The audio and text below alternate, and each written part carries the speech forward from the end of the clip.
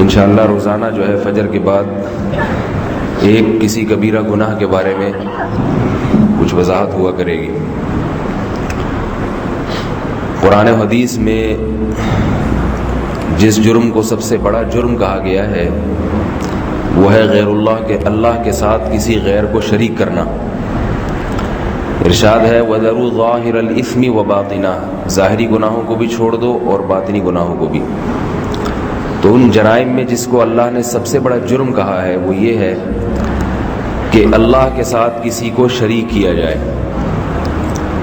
شریک کرنے کا مطلب کیا ہے کہ اللہ تعالیٰ حاجت روا ہیں، مشکل کشا ہیں، اسباب سے ہٹ کے کام کرنے کی طاقت اور قوت صرف اللہ کے پاس ہے۔ انسان جب بھی کوئی کام کرے گا، پیغمبر جب بھی کوئی کام کریں گے، فرشتہ جب بھی کوئی کام کرے گا تو وہ کسی سبب کا محتاج ہوگا۔ ہم پیاس بجھانے کے لیے پانی کے محتاج ہیں، کسی چیز کو جلانے کے لیے آگ کے محتاج ہیں، روشنی کے لیے بجلی کے یا اور کوئی چیز کی کسی اور چیز کے محتاج ہیں، بیماری سے شفا کے لیے دوا کے محتاج ہیں، اولاد کے لیے نکاح اور شادی کے محتاج ہیں۔ تو ہر کام میں ہمیں کسی احتیاج کی ضرورت ہے۔ تو واحد ذات اللہ کی ذات ہے جو کچھ کرنے میں کسی بھی چیز کی محتاج نہیں ہے، وہ ناممکن کو ممکن بنا دیتا ہے۔ اللہ تعالیٰ نے حضرت عیسیٰ کو پیدا کیا بغیر باپ کے، بغیر نکاح کے، ماں کا نکاح نہیں تھا، پیدا کر دیا۔ اللہ تعالیٰ نے ابراہیم علیہ السلام کو آگ میں ڈالا، ان کی قوم نے ڈالا، مگر اللہ نے آگ کے ہونے کے باوجود ان کو بچا لیا۔ تو یہ تمام کاموں کے بارے میں ہمارا عقیدہ ہے کہ یہ تمام کی تمام طاقتیں صرف اور صرف کس کے ہاتھ میں ہیں؟ اللہ کے۔ اس کے نتیجے میں قرآن نے کہا ہے کہ دعا جو مانگو گے، پکارو گے حاجات میں، تو وہ صرف اللہ کو پکارو گے۔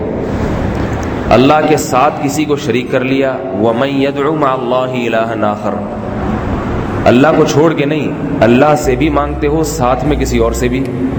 پھر اللہ فرماتے ہیں فَإِنَّمَا حِسَابُهُ عِندَ رَبِّي، اللہ کے ہاں حساب دینا پڑے گا اس کا۔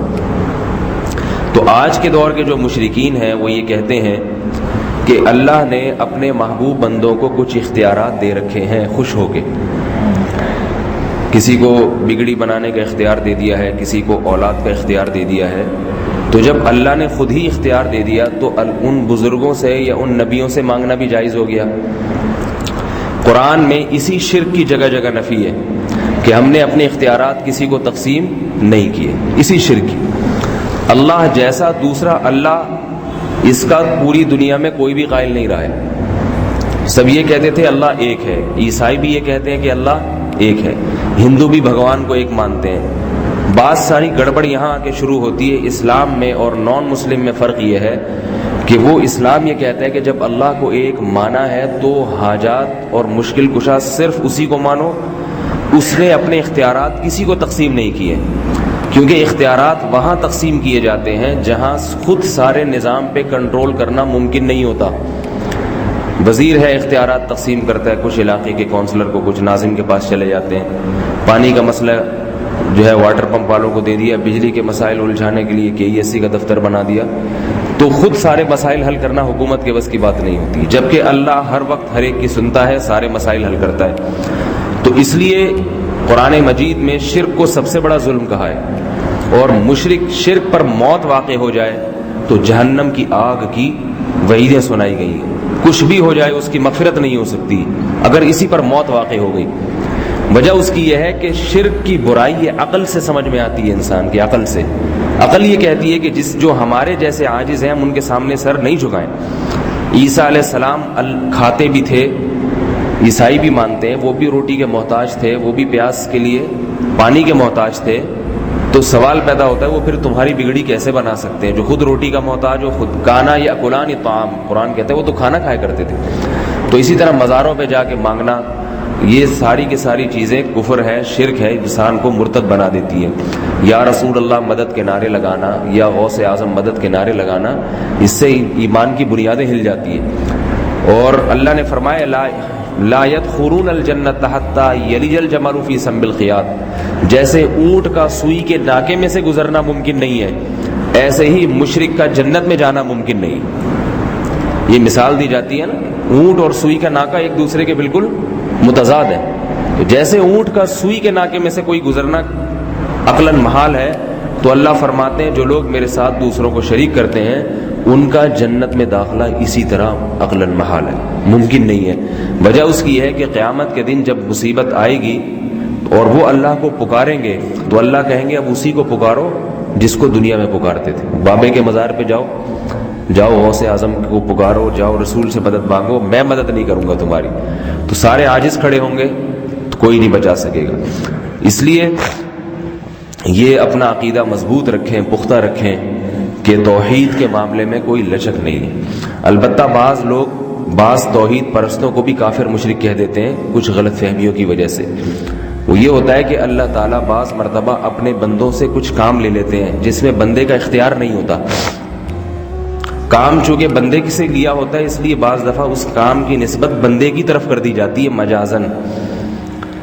جیسے ہمارے بہت سے علماء جو اکابر جو قریب میں گزرے ہیں ان کی کچھ کرامات ہیں، جن میں علماء دیوبند کی بہت ساری کرامات ہیں، تو وہ کرامات کتابوں سے نقل کر کر کے بتاتے ہیں دیکھو فلاں بزرگ نے تو کشتی پار لگا دی تھی، فلاں بزرگ نے تو یہ کر دیا تھا، تو یہ بھی کافر ہو گئے، یہ بھی مرتد ہو گئے، دیوبندی بھی ایسے ہو گئے، اس طرح کے میسج چلتے رہتے ہیں۔ تو یاد رکھیں اللہ بعض دفعہ خوش ہو کے کسی کے ہاتھ سے کوئی کام جاری کر لیتا ہے، اس میں اس بزرگ کا دخل نہیں ہوتا، اللہ کے ارادے سے ہوتا ہے۔ جیسے موسیٰ علیہ السلام جب لاٹھی پھینکتے تھے تو لاٹھی کو سانپ بناتے تھے نا موسیٰ علیہ السلام، تو اصل میں ہاتھ موسیٰ علیہ السلام کا استعمال ہو رہا ہے، مگر موسیٰ علیہ السلام کے ارادے کا اس میں دخل نہیں تھا۔ یہ بنانے والا کون تھا؟ اللہ تعالیٰ تھے۔ اب اگر ہم یوں کہتے ہیں کہ حضرت موسیٰ لاٹھی کو سانپ بناتے تھے تو یہ مجازن کہہ رہے ہیں، مجازن یعنی اس لیے نسبت کر رہے ہیں کہ ہاتھ موسیٰ علیہ السلام۔ اکثر و بیشتر آپ نے علماء سے سنا ہوگا کہ ہم یہ کہتے ہیں، علماء یہ کہتے ہیں کہ اللہ کے نبی نے چاند کے 2 ٹکڑے کیے۔ صحابی نے ایک نبی کی شان میں قصیدہ پڑھا ہے اور اس میں الفاظ ہیں شق القمر باشارتہ سعد الشجر نطق الحجر شق القمر باشارتہ، کہ درخت چل پڑا اور پتھر جو ہے بول اٹھا نبی کو دیکھ کر، اور نبی نے چاند کے 2 ٹکڑے کر شق القمر باشارتہ، چاند کے 2 ٹکڑے کر دیے اپنے اشارے سے۔ اب کیا کہیں گے، کیا چاند کے 2 ٹکڑے کرنا یہاں بیٹھ کے کسی کے بس کی بات نہیں ہے، لیکن صحابی کیا کہہ رہے ہیں، نبی نے چاند کے 2 ٹکڑے کر دیے۔ تو اصل میں صحابی کا یہ عقیدہ ہے کہ چونکہ ہاتھ نبی کا استعمال ہوا ہے اس لیے نبی کی طرف نسبت کر دیے، ورنہ حقیقت میں چاند کے 2 ٹکڑے کس نے کیے تھے؟ اللہ نے کیے تھے، ورنہ نبی کا ارادے کا اس میں دخل نہیں ہے۔ اگر ہر وقت نبی کو یہ اختیار ہوتا کہ یہاں سے بیٹھ کے چاند کے 2 ٹکڑے کریں تو آپ اس کائنات میں کیا کچھ تصرفات کر لیتے، کیونکہ جو یہاں سے بیٹھ کے چاند کے ٹکڑے کر سکتا ہے وہ تو پھر اپنے دشمن کے تو ٹکڑے کر سکتا ہے، اس کو تو دشمن سے پھر تلوار اٹھا کے لڑنے کی ضرورت ہے ہی نہیں، پیٹ پہ پتھر باندھنا اور حفاظت کے لیے مورچے بنانے کی ضرورت نہیں ہے۔ سارے کام نبی نے کیے ہیں، مورچے بنائے ہیں، غزوہ خندق میں تیاریاں کی ہیں لڑائی کے لیے، زخم پہنچے ان کا علاج کیا ہے، کہیں یہ نہیں کہا کہ میں سب کچھ کر سکتا ہوں۔ تو معجزہ جیسے اللہ کرتا ہے، ہاتھ پیغمبر کا استعمال ہوتا ہے، اسی طرح کرامت بھی اللہ کی طرف سے ہوتی ہے، ہاتھ ولی اللہ کا استعمال ہوتا ہے۔ اور یہ بھی قرآن حدیث سے ثابت ہے کرامت کا۔ پچھلی امتوں میں کئی واقعات ایسے ہیں، قرآن نے بھی بیان کیے، حدیث میں بھی ہیں، کہ وہ نبی نہیں تھے مگر اندھے کے چہرے پہ ہاتھ رکھتے تو بینائی لوٹ آتی، صحیح بخاری میں ہے۔ حضرت مریم کی کرامات ہیں، حالانکہ حضرت مریم نبی نہیں تھی، خود حضرت مریم کی یہ کرامت ہے کہ شوہر کے بغیر بیٹے کو جن لینا۔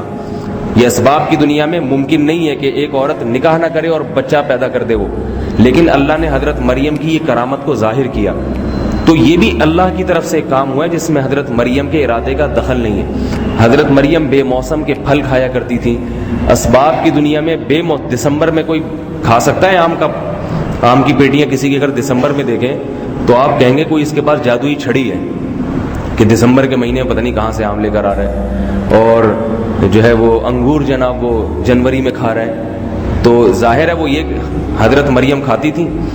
تو کسی نے حضرت زکریا نے پوچھا یہ کیا، فرمائی اللہ کی رحمت ہے میرے ساتھ۔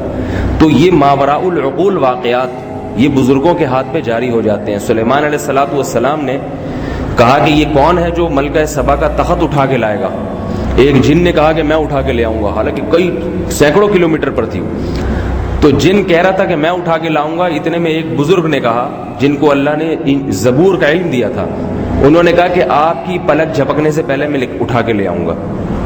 تو ابھی کہا اور اتنا بڑا تخت اٹھا کے لے آئے وہ. تو اس سے یہ پتہ چلا تو کہ وہ اٹھا کے جو لائے ہیں تو ظاہر ہے انسان کے بس میں نہیں ہے وہاں سے وہاں اٹھا کے اتنی بڑی چیز لے آنا. اگر ایسا ان کو یہ اختیارات ہوتے تو پتہ نہیں کیا پھر سلیمان علیہ السلام کی حکومت کی ضرورت ہی نہیں تھی، وہ خود ہی ساری دنیا میں اسلامی نظام نافذ کر دیتے. ادھر کا ادھر کر دیا، صدر کو ادھر بٹھایا، وزیر اعظم کو دائیں طرف کیا، اپوزیشن کو یوں کر دیا، بحر عرب کی طرف تھوڑا سا کھسکا کے وہ خود ہی مرمرا کے ختم ہو جاتی ہے اپوزیشن ساری. تو ایک کرامت ظاہر کر دی. اب یہ نہیں کہ ان کو اختیارات ہیں جس کو چاہیں جب چاہیں اٹھا کے لے آئیں، اللہ نے ان کے ہاتھ پہ ایک کرامت ظاہر کر دی اور نسبت انہی بزرگ کی طرف کر دی مجازن، ورنہ اس کا دخل نہیں ہوتا.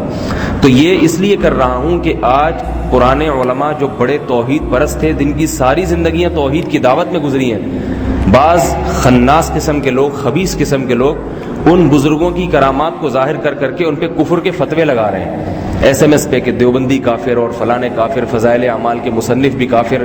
ایسے میسج آئے ہیں کہ شیخ الحدیث مولانا زکریا رحمۃ اللہ علیہ جو تبلیغی جماعت میں فضائل اعمال کے مصنف ہیں، معاذ اللہ ان تک کو کافر مرتد لکھا ہے. ابھی بھی میرے پاس ایس ایم ایس پڑا ہوا ہے، حالانکہ وہ انتہائی توحید پرست تھے. کیوں؟ کچھ کرامات ایسی لکھ دی کہ ان کرامات کی وجہ سے ان کو مرتد بنا دی. تو یہ جاہل لوگ ہیں جن کو نہ توحید کی ڈیفینیشن معلوم ہے نہ شرک کی ڈیفینیشن معلوم ہے. تو غلو ہے دونوں طرف. بعض اللہ کے ساتھ شریک کرتے ہیں اور غیر اللہ کو پکارتے ہیں، وہ بھی کافر ہیں. اور بعض ایسے ہیں کہ ان کو کرامت، معجزے اور شرک میں فرق معلوم نہیں ہے، لہذا وہ ہر ایک کو کافر اور مرتد بناتے چلے جاتے ہیں. تو یہ بھی غلط ہے. رسول اللہ صلی اللہ علیہ وسلم نے فرمایا جس نے کسی مسلمان کو کافر کہا تو اگر وہ مسلمان کافر نہیں ہوا تو یہ کفر کا جملہ اسی کی طرف واپس لوٹ کے آ جائے گا. یہ معمولی حل کا جملہ نہیں ہے، یہ ایسا فائر ہے کہ اگر آپ نے مارا دوسرے کو تو اگر وہ مستحق نہیں ہے تو یہ گولی اللہ واپس اسی کے سینے میں گھسیڑ دیں گے. اس کو پھر ایمان کی توفیق اس سے چھین لی جاتی. تو اس لیے بھائی یہ شرک جو ہے، جو اصل جو بات میں عرض کر رہا تھا، اس سے بچا کے رکھیں. یہ اللہ تعالیٰ کو بہت ہی ناپسند. کسی سے کوئی کرامت ہو گئی تو بس ہو گئی، اللہ نے اس کے ہاتھ پہ ظاہر کر دی اگر وہ بزرگ ہے. اب یہ نہیں کہ اس سے منتیں مانی جائیں، اس سے مرادیں مانی جائیں. نبی نے چاند کے 2 ٹکڑے بھی کر دیے، نبی کے سامنے درخت بھی بول اٹھا، مگر صحابہ ساری زندگی نبی کو نہیں پکارے حاجات. نبی نے بھی اللہ کو پکارا، صحابہ نے بھی. اور نبی نے صاف طور پہ کہہ دیا کہ اگر مجھے غیب کا علم ہوتا اور میں یہ سب چیزوں کا مالک ہوتا تو مجھے کبھی کوئی مصیبت نہیں پہنچتی. مجھے خود مصیبتیں پہنچ جاتی ہیں، لڑائی کے میدان میں شکست بھی ہو جاتی ہے، میرے ساتھی بھی شہید ہو جاتے ہیں، بیماری بھی آ جاتی ہے، مالی نقصان بھی، جانی بھی. یہ سب اس کی علامت ہے کہ میں بھی عاجز ہوں، محتاج ہوں، اور مجھے آئندہ آنے والے کل کا علم نہیں ہے. اللہ تعالیٰ اس شرک کے بدبودار گناہ سے ہم سب کو سچی توبہ کی توفیق عطا فرمائے. سبحانک اللہم و بحمدک.